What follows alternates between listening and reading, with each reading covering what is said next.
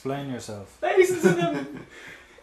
Basically, in the days of D&D gaming, we, instead of following the rules, because it was a big massive book, no one wants to read through a big massive book just to find out a specific rule. Let's just make up rules. That's actually a really important thing that I completely forgot about. Let's carry on. Yeah, finish your bit. Sorry, I'm just interrupting. So we just made up rules as long as they seemed okay, like nothing crazy. We check with the GM. If the GM says, yeah, okay, you can do that, pretty much we can. So we came up with really crazy things like, well, the cat goblins. We just had little goblin models, and I thought they were a bit boring. And who wants to fight normal goblins? They became cat goblins. Every time they died, they made some sort of random cat noise. Okay, rather than a goblin noise. But no, the whole rule thing kind of stretched. So we, into everything else. So we made the game our own, rather than following a bunch of rules that we thought were kind of maybe a bit boring. We'd make up our own and make the game a bit more interesting for everyone. Cool. And that's something that's really common, like not common at all, sorry, in the indie scene, like that I've seen at all. So people will either, they might make a hack or a variation on an indie role-playing game, but usually they'll play it exactly as written. Not try and reinterpret stuff, actually try and hold to the designer's vision in a way. And that's probably related to, that might even be related to the publishing model in a way. The idea of it being, the game is the work of a single creator, and it is their artistic vision, and it's their idea that you're trying to represent through play. Okay. And that's, again, we get into that very fuzzy territory between indie game and story game, because story games are general. I think the story game, it's hard to think of a story game that isn't an indie game, which is probably part of the confusion there, actually. Yeah, it's slowly seeping in, because mechanics that encourage story-like play are slowly moving in. Can you think of any examples of that? Things that encourage the beginnings of story-like play would be, well, it's coming at it from very different angles. Okay. From the board gaming angle, Dixit's coming in, which is a big hit at the moment. I've not heard of that. Oh, okay.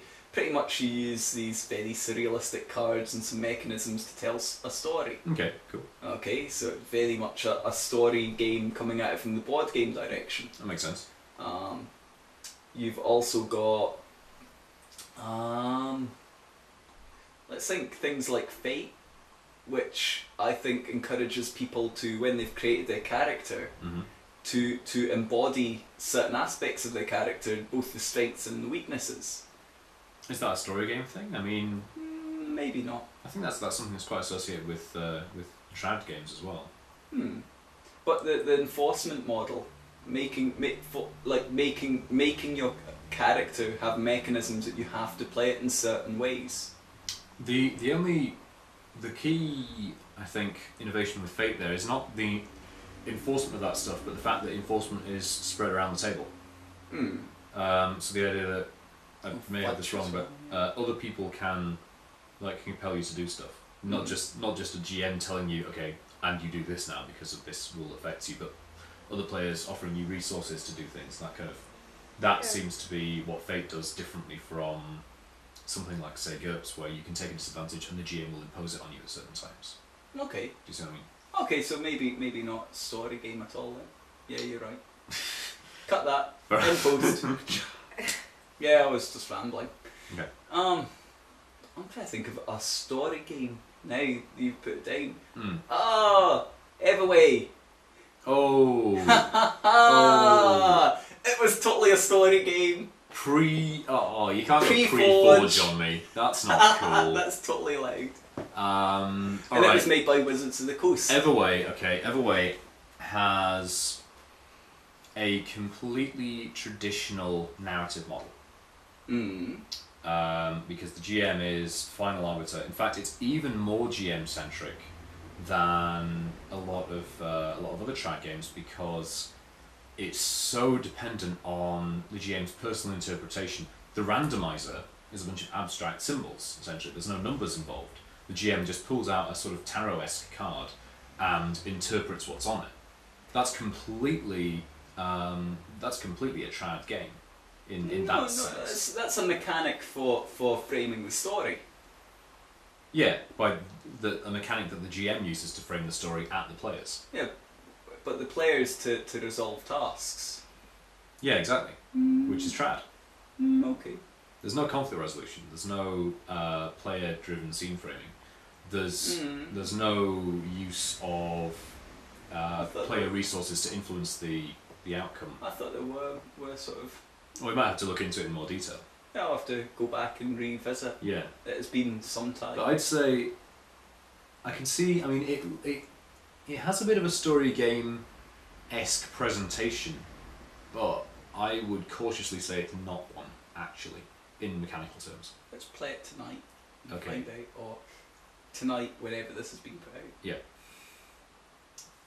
Cool. Yeah. That Okay. requires research. What else? Okay. So we're back where we started. That Basically.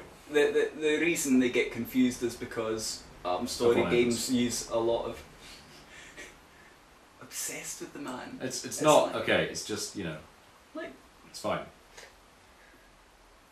yeah. He's had an influence. That's all I'm saying. Yeah. Okay. It's an influence that's had advantages and disadvantages to the scene as a whole. Yeah, not just him. You've got Vincent as well. That's true. Yeah. Yeah. And a whole bunch of other games That's designers. that's a very good point. You're right. And you've got games designers that have been doing their own thing, like an influence. I would say Jared Sorensen. Mm-hmm. The amount of people that keep mentioning his games as influences. Sure. We're drifting off. Anyway, yes, we totally are drifting off topic. Thank you, director. Back on topic. Mm-hmm. So the reason that it all gets confused is, as you've pointed out, story games use the indie press model. Mm-hmm. It's Indie presses also became a scene. Yeah. Because people want to be associated with it. And it's a scene that plays a lot of story games. Yes. That makes sense. Okay, but also not necessarily just story games.